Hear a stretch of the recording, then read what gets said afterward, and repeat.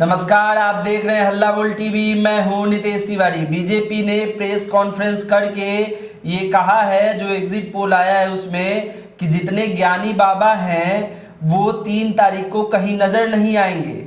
और साथ ही प्रशांत किशोर को एक बहुत बड़ा ऑफर दिया है। क्या है ये पूरा मामला, हमें बताएंगे हल्ला बोल टीवी के editor in chief Deepak Sharma. Offer नहीं दिया है नितेश, मजाक उड़ाया है प्रशांत किशोर का। अजय आलोक हैं, भारतीय जनता पार्टी के नेता हैं जी, बहुत तीखा हमला बोलने के लिए जाने जाते हैं विरोधियों पर। उन्होंने प्रेस कॉन्फ्रेंस किया है आज, और प्रेस कॉन्फ्रेंस की है, और प्रेस कॉन्फ्रेंस करके उन्होंने कहा है कि प्रशांत किशोर नहीं है, पीके का नाम है प्रखर कुटील। और ये जो प्रखर कुटील हैं, इनको हम एक न्योता देते हैं भारतीय जनता पार्टी की तरफ से। बांकीपुर में तो ये हार ही रहे हैं, लेकिन अगला चुनाव पंचायत चुनाव है, तो इसमें वे करगहर से मुखिया का प्रशांत किशोर प्रखर, उन्होंने कहा है प्रखर कुटील, कहा है कि प्रखर कुटील चुनाव लड़े करगहर से मुखिया का। भारतीय जनता पार्टी का हर कार्यकर्ता उनको 100 रुपया चंदा देगा। और वे तो ये तो मजाक की बात है। कुल मिलाकर के जो आज की प्रेस कॉन्फ्रेंस है उसमें अजय आलोक ने बहुत मजाक उड़ाया है उन लोगों का जो लोग एग्जिट पोल लेकर आ गए थे 6:02 पर। कहा अजय आलोक ने कि हमें भी थोड़ा वक्त लगता है, जबकि हमारा हर जगह बूथ पर हमारा कार्यकर्ता बैठा होता है, हर बूथ पर हमें भी 2 घंटे लग जाते हैं जमा करते करते कि कहाँ क्या माहौल रहा। और ये कौन ज्ञानी बाबा थे जो कि 6:02 पर लेकर आ गए एकदम कि कौन जीत रहा है कौन हार रहा है। अजय आलोक ने जमकर मजाक उड़ाया इन सब का, और कहा कि ये जो बड़े बड़े सेफोलॉजिस्ट आत्मज्ञानी बाबा सब पैदा हुए हैं, ये 3 तारीख को कहीं मुंह दिखाने के लायक नहीं रहेंगे। और ये लोग जो अभी प्रखर कुटील को जिता रहे हैं वहाँ से, ये ढूंढे नहीं मिलेंगे।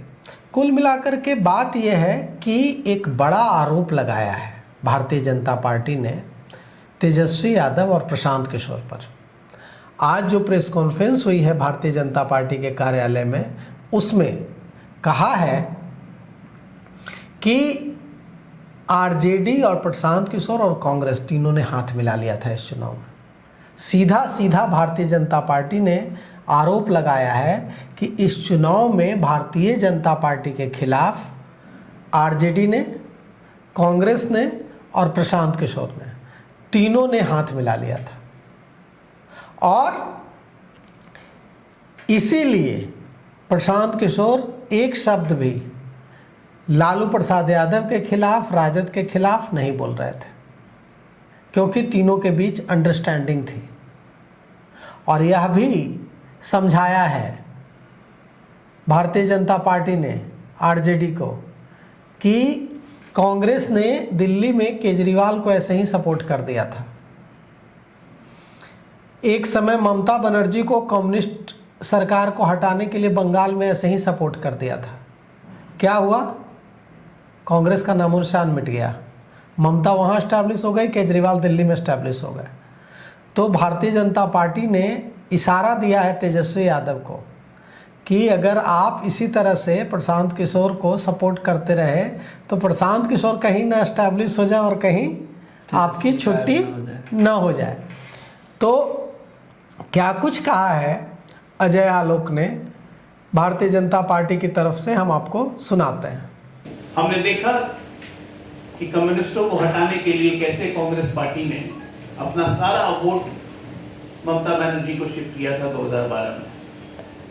हमने दिल्ली के चुनाव में देखा कि भारतीय जनता पार्टी को हराने के लिए कैसे कांग्रेस पार्टी ने अपना सारा वोट शिफ्ट किया था आम आदमी पार्टी के वोट। नतीजा हुआ कि कांग्रेस पार्टी पिछले 15 साल से न दिल्ली में है न बंगाल में है। उसी तरह का कुछ नजारा कल चुनाव के दौरान मिला, चुनाव प्रचार के दौरान भी मिला, जब हमने खुलेआम देखा बूथ पे कि आरजेडी का पोलिंग एजेंट कह रहा है आप कई लोगों को जो वोट देने आए, इनने नहीं उनने। ये उनने किन्ने किधर है, ये आप लोग के लिए सोच का विषय है। पूरे चुनाव में हमारे युवराज गायब रहे। एक पार्टी के कथित युवराज जो है, अपने आप को घोषित युवराज रखा हुआ है, पूरे चुनाव गायब रहे। अंतिम 2 दिन में अत्वरित हुए, एक बार भी विरोधी का नाम नहीं लिया, खाली नरेंद्र मोदी, सम्राट चौधरी, भारतीय जनता पार्टी, एक बार भी नाम नहीं लिया। तीसरे हमारे जो प्रत्याशी थे, उनका नाम तो ऐसे पीके है, लोग जानते हैं प्रशांत किशोर, लेकिन ना प्रशांत है ना किशोर है, वो है प्रखर कुटिल। पीके मतलब प्रखर कुटिल। जब से जनसुराज की शुरुआत हुई, ये पद यात्रा करते थे, तब से ये बार बार कहते थे कि लालू जी के बेटवे मुख्यमंत्री बनी, तू लोग ना बनवा, जाके हर जगह ये बोलते थे। पूरे चुनाव में इस प्रखर कुटिल व्यक्ति ने कभी आरजेडी का नाम ही नहीं लिया। सोचिए कितनी साइलेंट अंडरस्टैंडिंग थी। ये दोनों एक होकर चुनाव लड़ रहे थे, एक बार भी अटैक नहीं किया इस प्रखर कुटिल व्यक्ति ने तेजस्वी यादव को, जो पहले घूम घूम के तेजस्वी को खोजते थे 24 से 25 में। तो ये साइलेंट अंडरस्टैंडिंग है, तो इससे हमें कोई मतलब नहीं है। राजनीतिक प्रयोग होते रहते हैं, लेकिन इस प्रयोग का अंत बतवा यही होता है कि जो पार्टी अपनी राजनीतिक जमीन खोती है, वो राजनीतिक वजूद उसका मिट जाता है। तो हमारी आरजेडी राजनीतिक वजूद मिटने की ओर बढ़ चुकी है। अब आप देखिए, तीसरी मजेदार चीज, 5 बजे का काउंटिंग खत्म होता है, 5:02 से सर्वे आने शुरू होते हैं, ताक से सर्वे। तभी आपने सुना 6 बजे से सर्वे आने शुरू हुए, 6 बजे खत्म हुई। चुनाव आयोग ने आधिकारिक घोषणा की 6:02 में पहला सर्वे। भाई हम लोग इतने दिन से राजनीति में हैं, आप लोग पत्रकारिता में हैं, प्रदेश का चुनाव हो, देश का चुनाव हो, फाइनल रिजल्ट आते आते 2-3 घंटा लगता है। हम भारतीय जनता पार्टी विश्व की सबसे बड़ी पार्टी, हमारा अपना पोलिंग फीडबैक आते आते हमें बन गया था 9, लेकिन इनका सर्वे 6:02 पे आ गया। कौन सा मत? कोई लोक मत है, कोई जन मत है, कोई अपना मत है, कोई तेरा मत है, तू खा मत, तू पी मत, तमाम तरह के सर्वे जितने होते हैं ऊपर से नीचे तक, वो सर्वे आना शुरू किया। सर्वे के माध्यम से संदेश प्रसारित किया गया, फलाना जीत गया, फलाना आ गया, इतना परसेंट, इतना परसेंट। सेफोलॉजिस्ट की बाहर आ गई थी कल शाम से बिहार में। तो देखिए, अजय आलोक तो पूरा जॉली मूड में है, खूब खुश भी दिख रहे हैं। इससे साफ है कि भारतीय जनता पार्टी, वहाँ जो फीडबैक मिल रहा है भारतीय जनता पार्टी को, भारतीय जनता पार्टी ने प्रेस कॉन्फ्रेंस कर दी है। प्रेस कॉन्फ्रेंस तो आज करने की कोई ज़रूरत नहीं थी, प्रेस कॉन्फ्रेंस तो करना था 3 तारीख को रिजल्ट आने के बाद, लेकिन आज ही प्रेस कॉन्फ्रेंस कर दी है। और किस तरह से देखिए मखौल उड़ा रहे हैं अजय आलोक। जो एग्जिट पोल सर्वे आया है उसका कहा है कि कौन मत आ गया है, इतना मत आ गया है कि जिसका कोई नाम नहीं जानता था वो सब बाबा बने हुए हैं, और कह रहे हैं कि जीत रही है जनसुराज पार्टी, भारतीय जनता पार्टी हार रही है।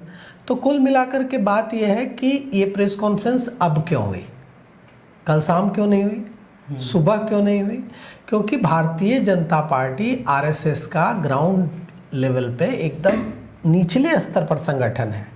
जितना मजबूत संगठन है निचले स्तर पर बन चुका है, पहले से भी था और अब और मजबूत बन चुका है, कि ये फीडबैक लेते हैं अपने पन्ना प्रमुख से, बूथ स्तर के कार्यकर्ताओं से, और उस फीडबैक को संकलित करते हैं, और उस फीडबैक को संकलित करने के बाद उस पर उस डेटा से ये पता लगाते हैं कि हम चुनाव जीत रहे हैं कि हार रहे हैं।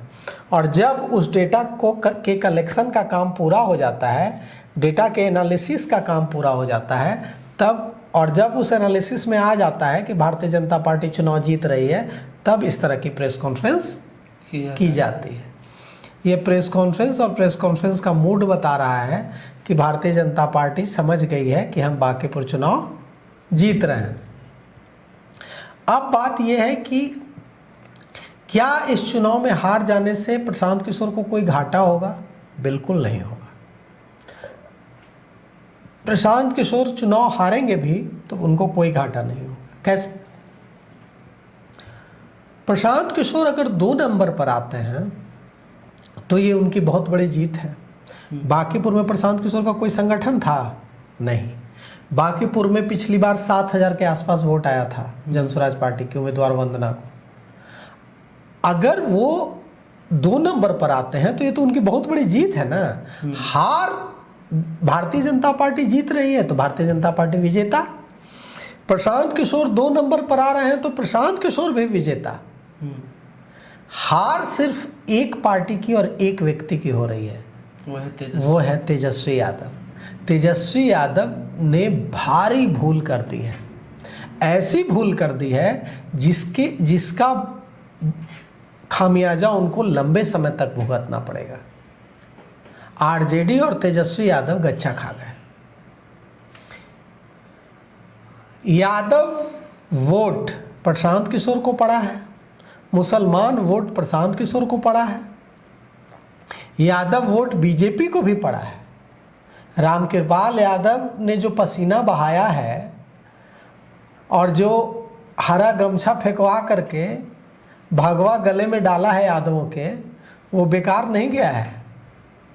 आरएसएस से जुड़े एक व्यक्ति मुझे बता रहे थे कि अच्छा खासा वोट पड़ा है यादवों के वोट में। सिंधमारी में भारतीय जनता पार्टी सफल रही है। तो आप सोचिए कि जो MY मुस्लिम और यादव माना जाता था कि आरजेडी के साथ ही रहेगा चाहे जो हो जाए, वो मुस्लिम और यादव वोट अगर बिखरा है तो लंबे समय में तेजस्वी यादव आरजेडी की ताकत को कम आंका जाएगा। ये कहा जाएगा कि अगर परिस्थितियां बदली तो ये मुस्लिम और यादव तेजस्वी यादव का साथ छोड़ भी सकते हैं और इसका लंबे समय में तेजस्वी यादव की राजनीति को बड़ा नुकसान होगा। आरजेडी का जो प्रभुत्व था उसको बड़ा नुकसान होगा। तो प्रशांत किशोर 2 नंबर पर आते हैं तो उनकी जीत। भारतीय जनता पार्टी विजेता होती है तो विजेता। हार सिर्फ और सिर्फ तेजस्वी यादव की होगी। तेजस्वी यादव अगर विदेश से नहीं आते तो उनकी हार नहीं होती। अगर तेजस्वी यादव की ये रणनीति थी, जैसा आरोप भारतीय जनता पार्टी लगा रही है, आज प्रेस कॉन्फ्रेंस करके भारतीय जनता पार्टी ने आरोप लगाया कि तेजस्वी यादव और कांग्रेस ने एकदम प्रशांत किशोर को अंदर ही अंदर सपोर्ट कर दिया। यहाँ तक कह दिया भारतीय जनता पार्टी ने आज प्रेस कॉन्फ्रेंस करके कि बूथ पर जो आरजेडी के पोलिंग एजेंट तैनात थे, वो जब कोई वोट डालने आ रहा था आरजेडी का समर्थक, तो उसको इशारा कर रहे थे कि एने नहीं ओने। तो अजय आलोक ने कहा कि एने नहीं ओने खूब हुआ है बूथ पर। तो मतलब आप सोचिए कि अगर एने नहीं ओने करना ही था तो तेजस्वी को लौटना नहीं चाहिए था।